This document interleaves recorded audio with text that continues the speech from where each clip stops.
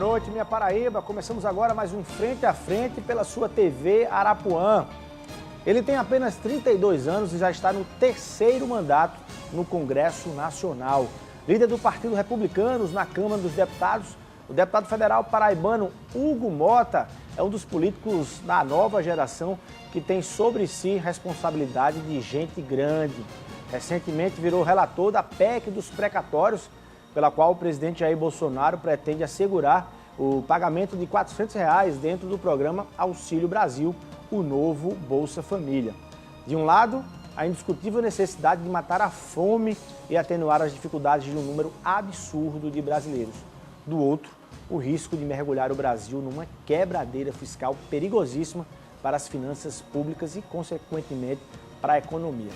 Dentre este e outros temas, vamos saber como o jovem deputado paraibano está conduzindo esse debate e o que é que ele já decidiu sobre as eleições de 2022 no Brasil e aqui na Paraíba. Fica comigo, Frente a Frente, está no ar.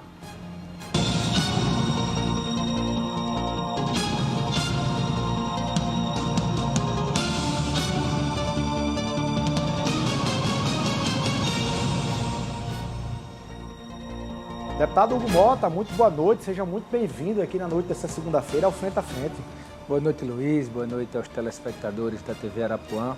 Uma satisfação muito grande estar aqui no Frente a Frente e espero que possamos aqui discorrer sobre os temas de interesse do nosso estado e do nosso país. Bom demais, você está nos holofotes aí, né, da imprensa nacional, com direito a destaque em tudo, no pronunciamento do presidente Jair Bolsonaro, com o ministro Paulo Guedes. Os temas são muitos e variados para a gente ser específicos, mas para começar de uma forma geral, diante desse debate aí que eu trouxe, abrindo nosso programa aí, a gente está diante de um presidente da República que vai fazer de tudo para ser reeleito?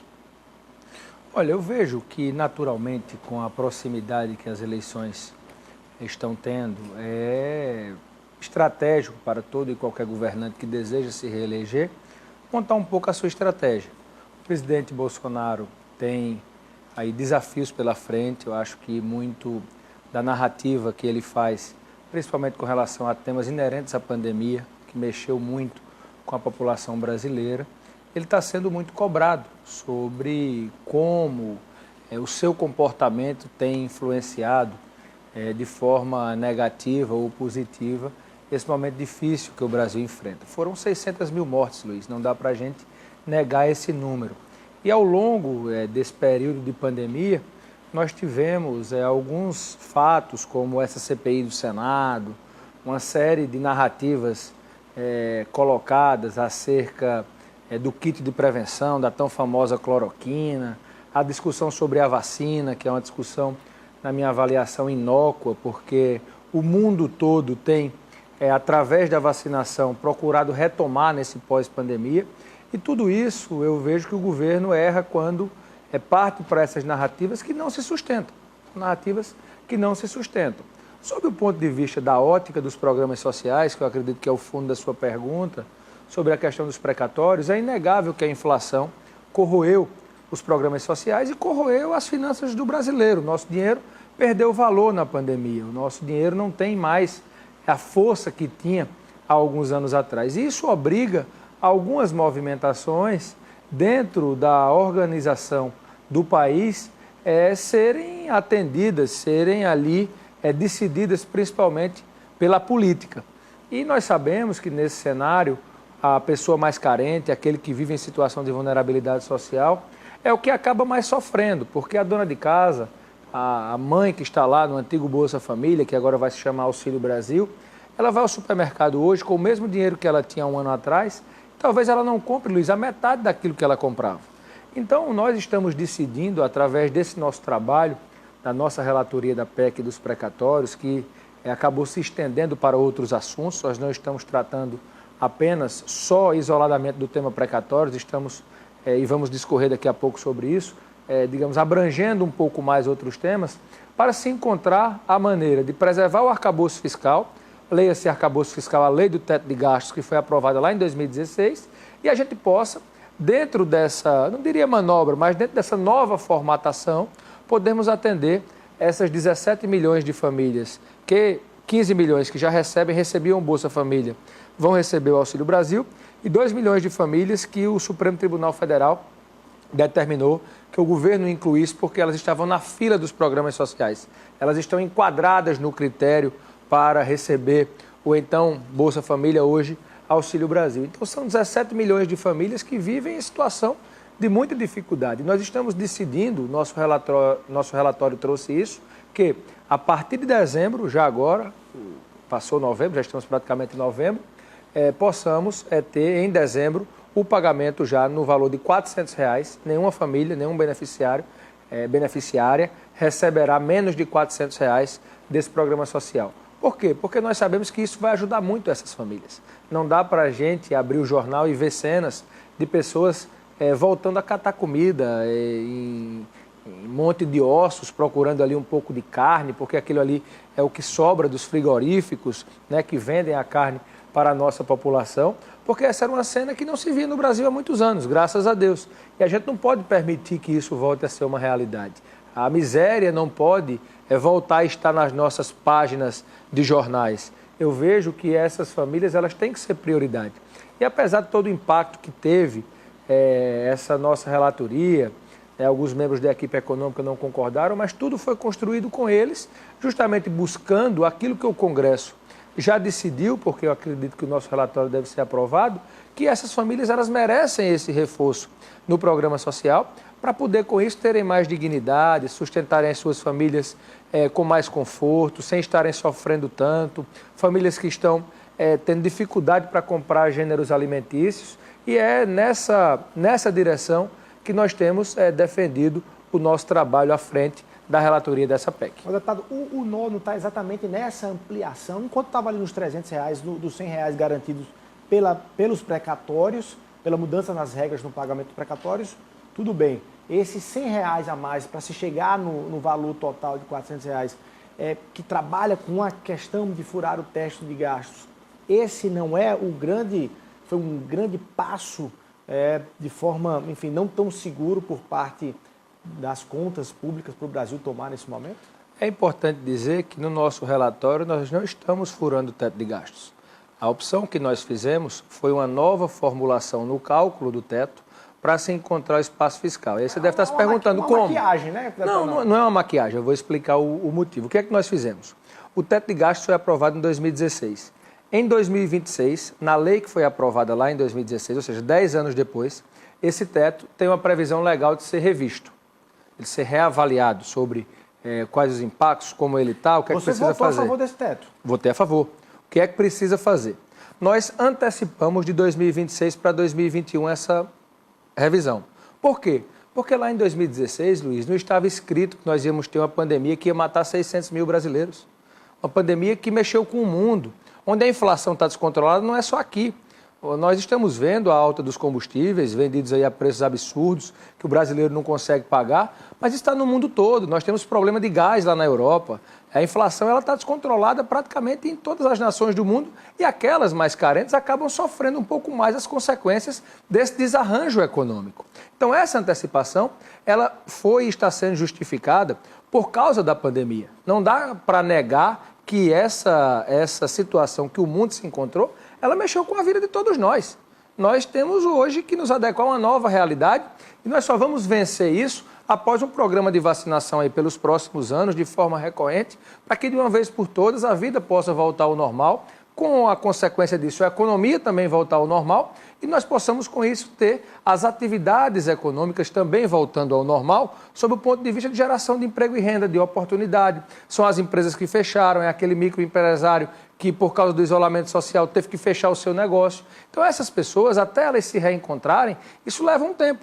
Então nós estamos dizendo que essa revisão do teto, ela está sendo necessária por causa disso. Justifica a atitude. Agora, qual é a sua leitura em relação ao resultado? Você considera terrorista os economistas, ou terroristas os economistas eu acho que o mercado apostando em risco o Brasil, em quebradeira da solidez Eu acho fiscal? que o mercado já havia precificado uma extrapolação no teto. Acho que o mercado já tinha precificado isso, porque você tem que lembrar que no ano passado eu fui o relator da PEC do Orçamento de Guerra, que permitiu que gastássemos aí muito dinheiro para enfrentar a pandemia. Foi a nossa PEC que permitiu o pagamento do auxílio emergencial. Sabe quanto se gastava com o auxílio emergencial por mês? 50 bilhões de reais.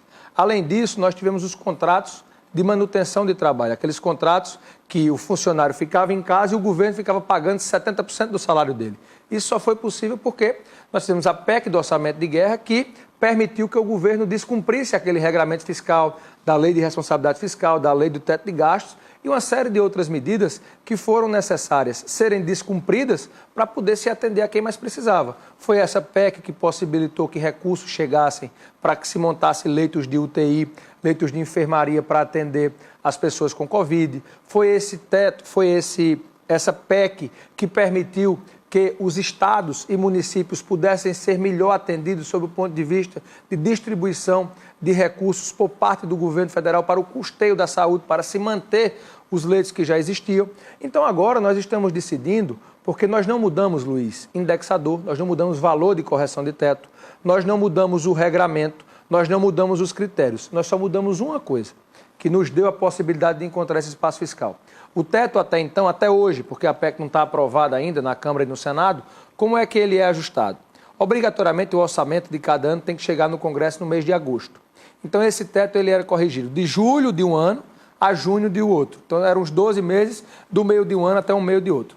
Nós estamos mudando esse período para janeiro a dezembro. Por que isso? Porque com isso vocês conseguem manter o mesmo indexador, o mesmo valor e se encontra um espaço fiscal, porque se você pegar o somatório de 2016 até hoje dessa inflação, quando ela é contada dessa forma, você tem uma sobra orçamentária para poder ser usada a partir do ano que vem. E agora até 2036, que é até quando vale o teto de gastos, 20 anos, nós vamos ter esse critério de janeiro a dezembro, adotado pelo governo, para corrigir o teto de gastos a partir de então. Então essa mudança possibilitou, somado à mudança dos precatórios, como foi a mudança dos precatórios? Nós voltamos a 2016, quando foi aprovado o teto, pegamos lá o valor que foi pago de precatórios nesse ano, corrigimos pelo mesmo índice que se corrigiu o teto de gastos, que é o IPCA, e chegamos ao valor do próximo ano, que é algo em torno entre 40 e 50 bilhões de reais. Estava previsto 89 bilhões, quase 90 bilhões. Então, nós estamos estabelecendo que a partir de agora nós vamos ter um teto para pagamento de precatórios. Por que isso? Porque nós tivemos um crescimento, Luiz, vertiginoso no valor dos precatórios. Decisões judiciais, teses jurídicas que a União tem que cumprir, porque a União não tem precatório acumulado, elas foram sendo consolidadas ao longo desse tempo. Isso fez com que os precatórios saíssem de 12 bilhões lá em 2016 para quase 90 ano que vem. Então cresceu muito acima do teto.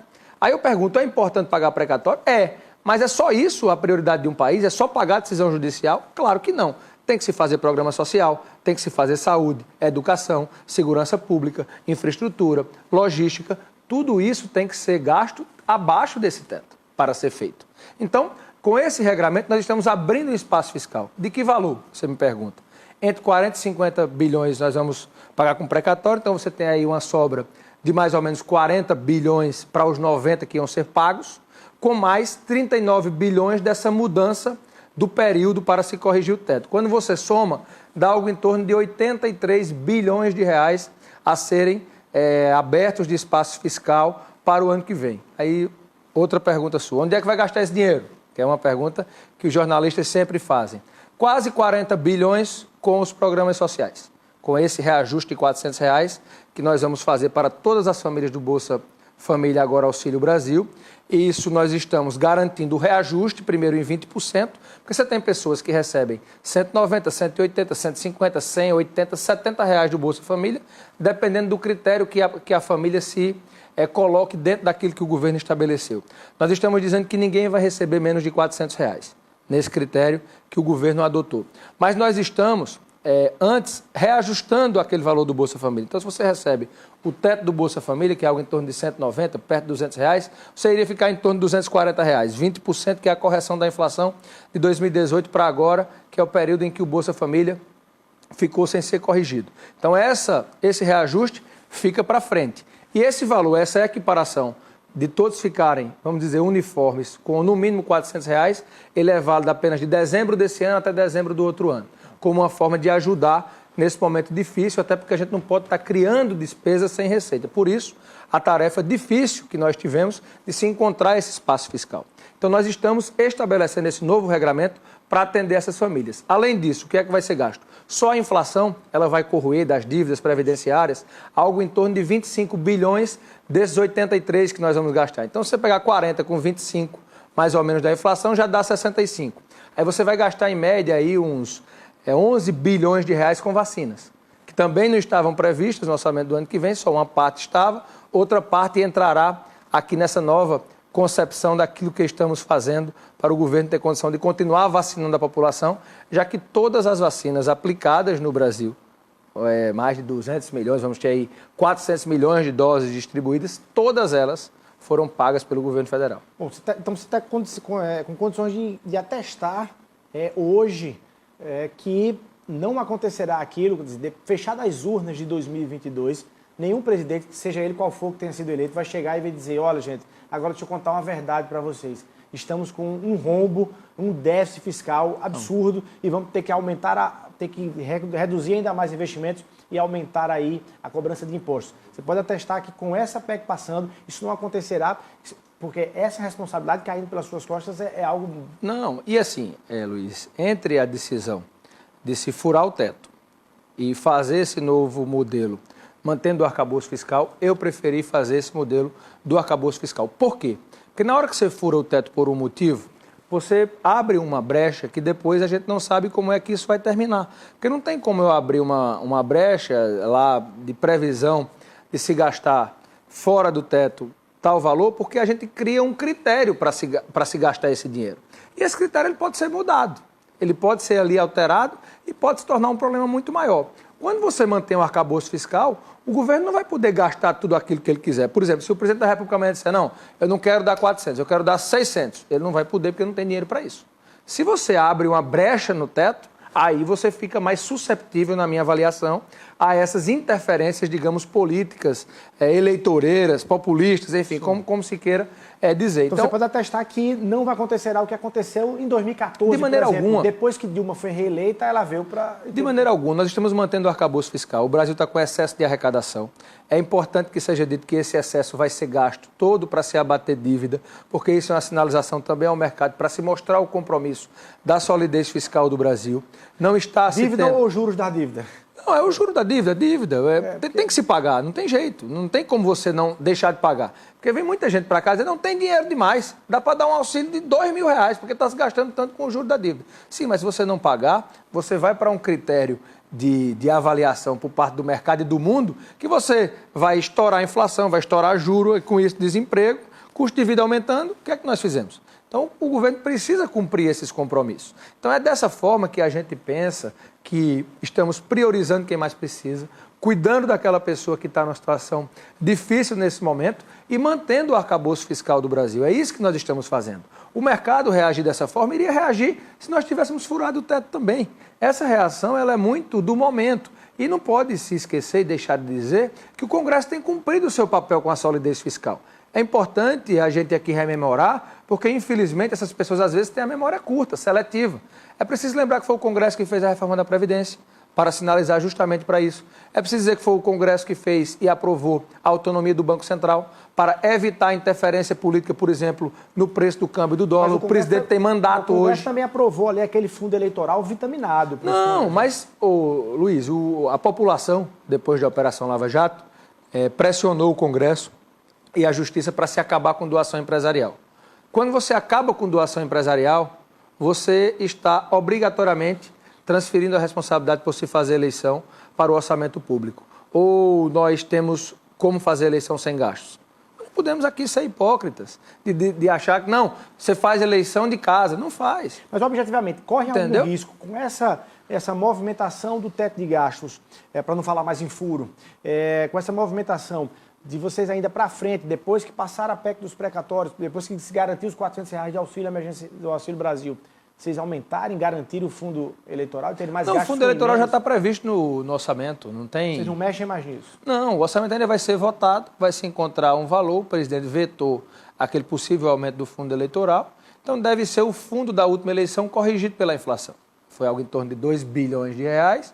Nós devemos ter aí, para a próxima eleição, esse valor corrigido. Pelo menos é o que os presidentes de partido têm nos passado sobre as negociações lá no Congresso. É curioso acompanhar quem sempre foi contrário aos programas sociais de transferência de renda e agora defendendo que o Auxílio Brasil saia nos R$400. E, ao mesmo tempo, também quem, enfim, sempre elogiou o Bolsa Família, defendeu o Bolsa Família e agora fazendo uma resistência falando que ela vai prejudicar o Brasil.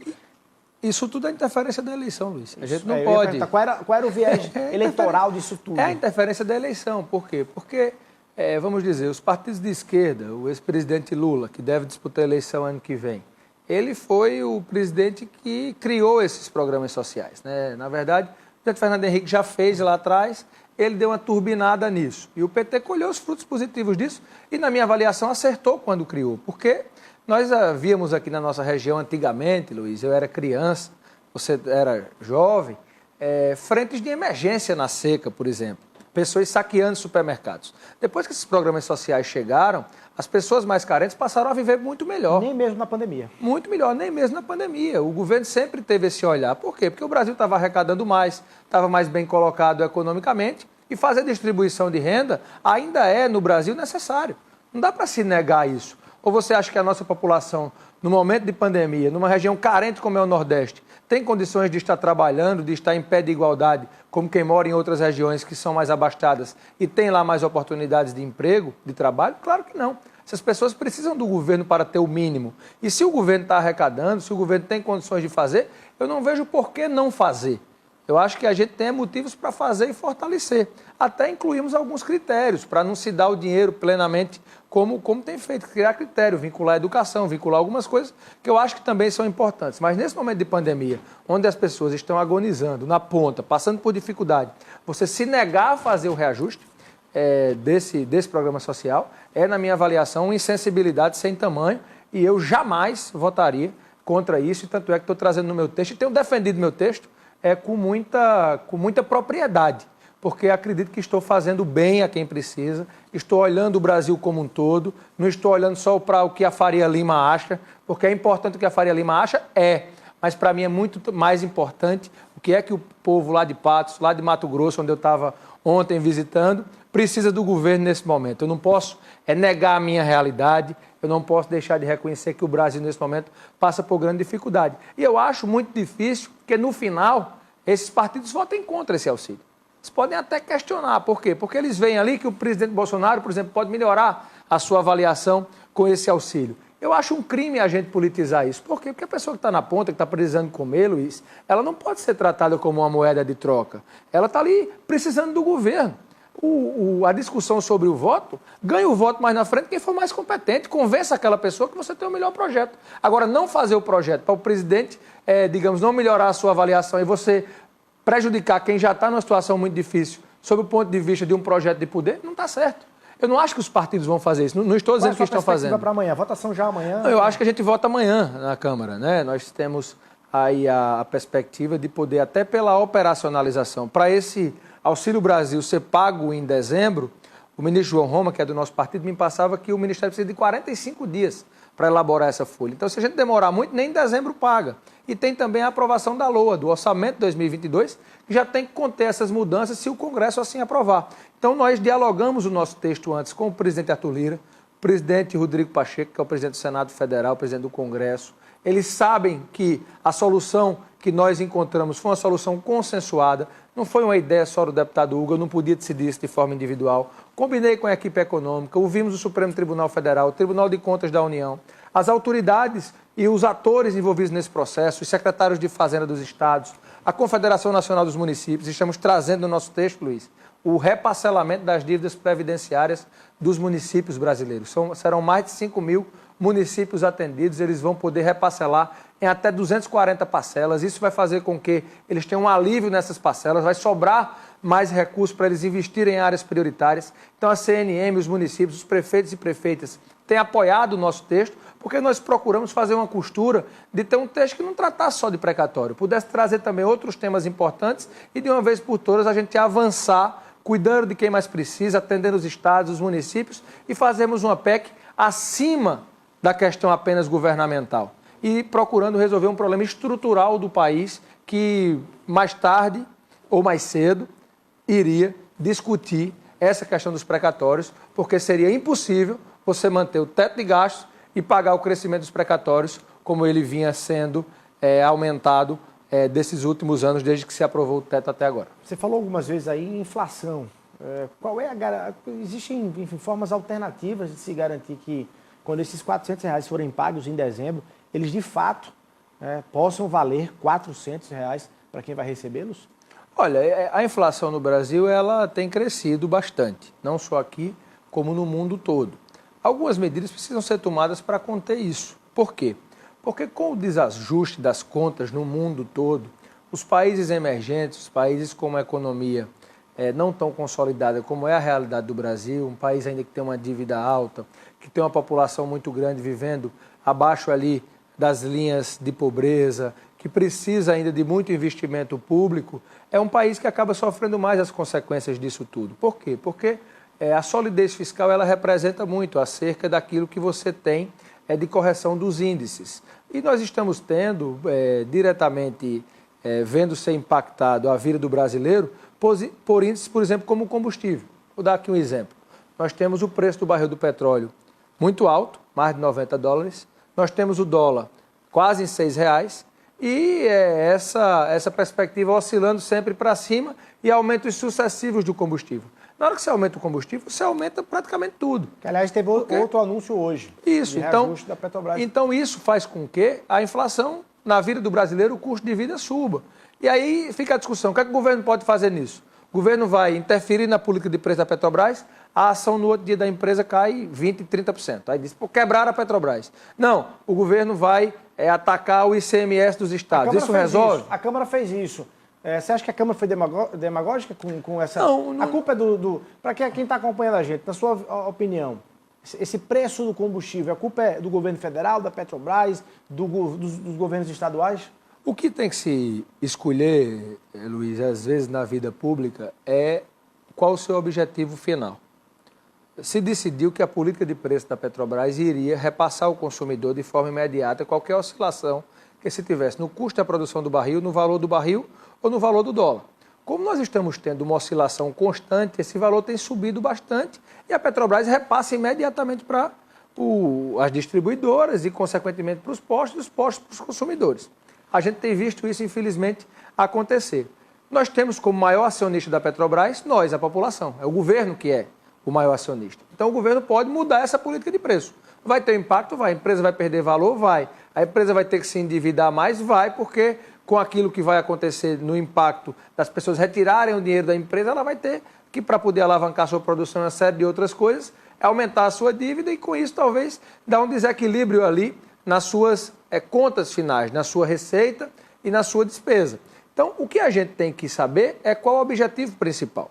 E qualquer decisão que se tome tem consequência, não tem como não ter. Se você for interferir diretamente na política de preço, você vai ter uma consequência. Se você for manter a política de preço e você optar por mexer em tributo, por mexer na relação dos governadores com o preço do combustível, porque aí você afeta governador e prefeito, você também vai ter um impacto. Então, tem que se escolher o que se quer fazer. A Câmara escolheu o lado dela. A Câmara escolheu o lado dela quando aprovou a lei que fixa ali o ICMS e prevê aí uma redução de 8% a 10% no preço dos combustíveis. Os estados estão calculando seus prejuízos. Aqui na Paraíba se aponta aí quase R$300 milhões por ano. Por que você não votou nessa matéria, deputado? Nem para sim, nem para não. Você não votou nessa matéria. Eu não votei. Qual a sua leitura? Eu não votei porque eu estava em missão oficial fora do Brasil, mas o nosso partido apoiou a aprovação dessa matéria. É importante se dizer que... Você teria votado a favor se estivesse aqui? Não. O que é que a Câmara votou? Pegar um consolidado de preços nos últimos anos, 2 anos, fazer o encontro de contas do somatório desses meses, se ter um preço de incidência e esse preço ser a média cobrada para frente. Então, não haveria, segundo os técnicos que apresentaram essa proposta para os deputados, uma redução de preço imediata. Seria a longo prazo, se evitaria um aumento. Por quê? Como é que é hoje? O tributo do combustível, ele é cobrado, por exemplo, o seguinte: O governo federal cobra um valor fixo por cada litro de combustível, me parece que é 89 centavos por litro, independente de quanto seja. E os estados cobram em cima daquilo que aumenta. Então, toda vez que você aumenta 1 centavo, você tem que se aumentar a mais os tributos de ICMS, que são repartidos em grande parte para os estados e, numa menor parte, para os municípios. O que a Câmara fez foi meio que congelar esse aumento tributário do valor do combustível que atende os estados e municípios, sob o aspecto de dizer que teríamos aumentos menores daqui para frente e não se aumentaria tanto. Se não há discussão muita sobre a dolarização do preço do petróleo utilizado aqui, do combustível utilizado aqui no Brasil, o que a Câmara fez não foi só uma tentativa de lavar as mãos, dizer, nós fizemos nossa parte, mas não vai ter efeito prático e ainda por cima, ainda vai tirar recursos públicos dos estados para educação, saúde, segurança pública. Essa é a dificuldade, Luiz, de se tomar qualquer decisão difícil no Brasil, porque é um cobertor só para tudo. Então, para decidir isso, os estados vão perder receita. É justo isso? Não sei se é justo, porque os estados têm lá as suas obrigações, os municípios têm as suas obrigações. E sob o ponto de vista do cidadão, que não aguenta pagar uma gasolina mais tão cara, um gás de cozinha mais tão caro, ele também quer que a classe política reaja de alguma forma tentando conter isso. Então não é uma decisão fácil. O que eu estou dizendo aqui, debatendo, analisando o cenário como um todo, é para que quem nos assiste nesse momento saiba que muitas vezes se tomar uma decisão no nosso país, não é fácil pelas consequências que essa decisão tem. Então, como eu disse aqui, essa decisão da Câmara ela não tem um efeito prático imediato, ela apenas segura um aumento que possa vir futuro, sucessivo, se a matéria vier a ser aprovada e sancionada. Ela precisa ser aprovada ainda no Senado e sancionada pelo presidente da República. Então é dessa forma que a gente tem que procurar discutir, botar os assuntos na mesa, tratar tudo com transparência, para que com isso a gente possa buscar aí as saídas para os graves problemas que a nossa população tem. Deputado, como eu falei no início do programa, você está com 32 anos, está no 3º mandato já lá na Câmara Federal. Dentro dos seus planos políticos, tal de um dia vir a disputar o governo da Paraíba? Vou lhe dar um minutinho para pensar e responder. A gente vai rapidinho para o intervalo comercial e volta daqui a pouquinho conversando com o deputado federal Hugo Mota, do Republicanos. Daqui a pouquinho a gente está de volta.